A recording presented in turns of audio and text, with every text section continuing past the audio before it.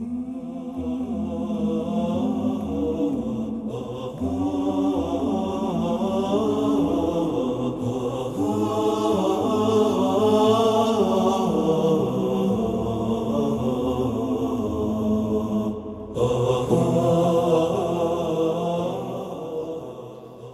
بالله من الشيطان الرجيم بسم الله الرحمن الرحيم والصلاة والسلام على من لا نبي بعده وبعد.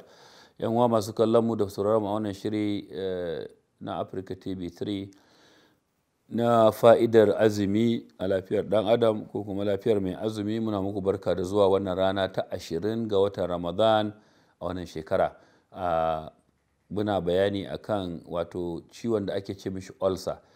To kamar yadda na fara faɗa jiya shine shi ulcer ciwo ne da ya tara suna. Menene ma ake ce ma ulcer? Mun yi bayani jiya akwai ciwon da ya kama da ulcer, misali wanda mutum zai zo ya ci abinci ya ƙoshi sai ya kwanta bacci, zai rika kwannafi, zai tashi yana magwas da sauransu.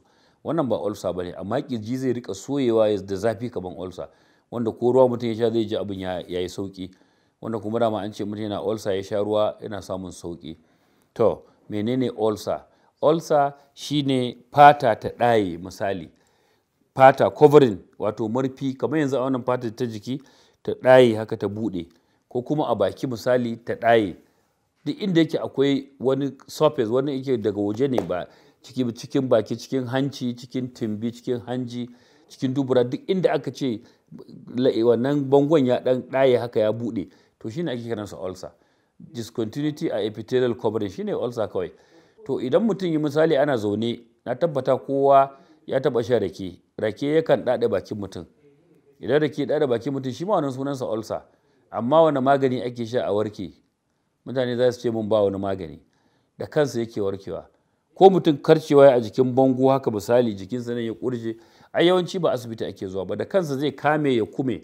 Abin da yake sa shi kawai ba zai warke ba shine in ana yawan fami, ana yawan guga shi, to zai lalace ya zama ya jagwalgwale har ma ya kai matakin da su an je asibiti watakila sai an yi aiki. To amma dai ana zaune lafiya lau ba a taba shi ba, da kanshi zai warke. Shine ka'idar abin da ulcer take yi a jikin mutum. To kuma abincin da muke ci, ai hikiman Allah ne ya sa cikin tumbi din aka yi shi kaman wani bayan kada haka misali. Duk wanda ya dauki tumbi haka na dabba, ai ya san daban yake da hanji, kuma duk abinci ke wucewa ta wurin su. Me yasa aka yi tumbi haka yadda aka yi shi? Saboda tumbi an yi halitta shi haka komai zai iya shiga cikinsa. Ko dutse ne a cikin shinkafa ka haɗiya zai wuce, in ma ƴar ƙaramar kwalba ce, in ma ƙusa ce, duk za su wuce.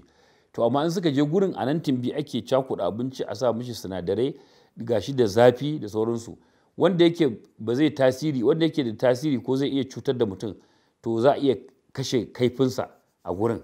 To shi yasa bangon tumbi din yake da wannan kazar-kazar din, da wani abin irin na dabba, saboda ya kare jikin.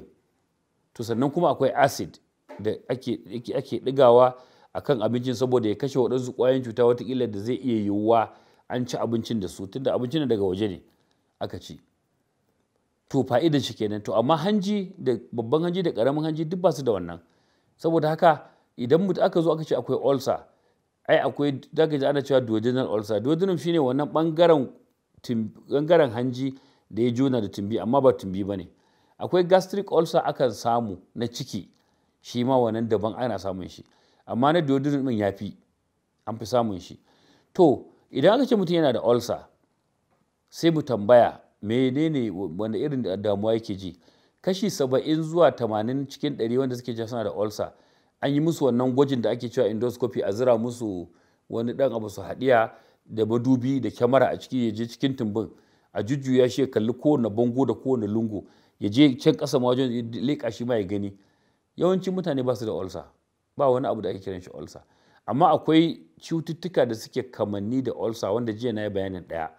Akwai gastroesophageal reflux disease, sannan akwai ciwo na koda tsutsotsin ciki wanda mutum bai san ma yana da su ba, su ma suna ba da yanayi mai kama da ulcer din. To wannan su ne abubuwa da za su iya yiwa. Sannan akwai waɗansu cututtuka da suke suna tasiri misali a cikin tumbin, wanda har da kansa ma. Dan da yawa za a zo mutum yana da ciwo din ba a san ma kansa bane, ashe sai a ta ba da maganin ulcer, kamin a ankara ya riga ya lalace, ya yi nisan gaske. To ya kamata a hattara, an je din a je a samu ƙwararrun likita su bincika su tabbatar shi ne. amma abin da nake cewa shine mutum ya ce shi yana da ulcer ba zai iya azumi ba sai ya ta cin abinci kullum da sauransu. Na ga wannan akwai karaya da kuma wataƙila saurin bai zan kira shi kare da zan ce kenan kawai. Kuma shi ciwo kowane iri ne ma yana buƙatar ƙarfin hali da jajircewa. To wannan shine, so ulcer ba ciwo bane, suna ne suka haɗu aka zo aka gamu ya kama da juna. Sannan kuma mutane suna da matsala, idan aka zo mutum sai ce ai shi yana da ulcer tun shekara 20 da ta wuce. Waye ya ce maka ulcer tana kai shekara 1 ma a jikin mutum bata tafi ba? Babu ulcer da ta kai shekara 1 bata tafi ba. Wani lokaci ko mutum ya je ya ci karo da likitocin da su ma dai sai a hankali, a zo a ce ai ulcer ce sai an masa operation, su je su yanka jikin mutum, su je su ƙara masa wani ciwon. Duk likitan da ya kware a fiɗa tiyata zai gaya maka duk littafinsu na surgery na operation, chapter farko da ake fara magana shine ya ciwo yake warkewa. Saboda su aikinsu sai sun maka ciwo a jikinka tukuna, an yanka ka da wuka. So idan likita bai fahimci yadda ciwo yake warkewa ba, wound healing ake kiransa, in bai gane principle ɗin da wound zai warke ba, ya zo ya ƙara maka ciwo akan wani ciwon, za a samu matsala. Saboda haka masu sauraron mu an nuna mana lokaci ya kawo jiki, so za mu ja birki a nan insha Allahu. In Allah ya kai mu gobe za mu ɗora a inda muka tsaya. Wassalamu alaikum wa rahmatullahi wa barakatuh.